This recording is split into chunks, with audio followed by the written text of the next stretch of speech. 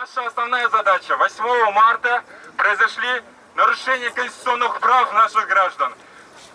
Десятки наших граждан задержали. И это было поводом для нынешнего, сегодняшнего собрания. Ошондуктан, урматтуу туугандар, биздин эң негизги максатыбыз мыйзам иштесин. Биздин Кыргызстаныбыз мамлекет, демократиялык мамлекет. Ошон үчүн бул жөн гана кагаз эмес, бул жөн гана туалетте колдонгон кагаз болбош керек. Ал эмес айтайын берели.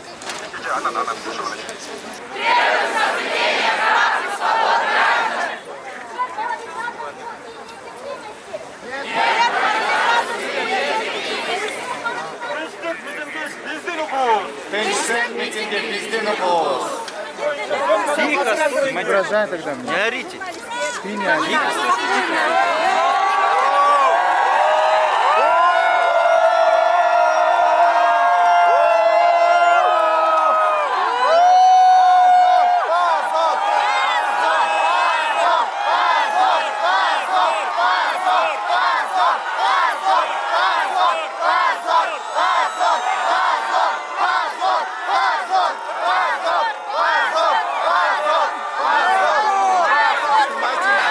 Насилие есть, надо с этим бороться.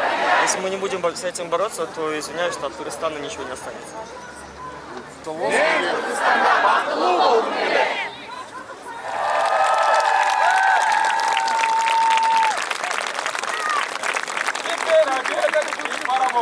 То, что ни одна депутатка, ни одна женщина во власти не отреагировали 8 числа, не приехали посмотреть, что происходит с теми женщинами, которых задержали. Я думаю, что они дискредитировали то, что их избрали представлять нас. И они потеряли то право, чтобы говорить от имени женщин Кыргызстана.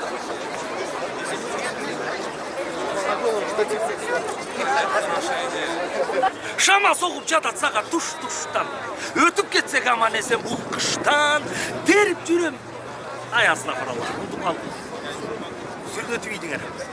Биздин кыздарыбыз отурса, мен чай куйбайм, мен кир жуубайм, мен укугум тең менин күйөөм менен да отурса, бизде эркектин алдынан эч убакта аял оозун чыккан эмес Кыргызда.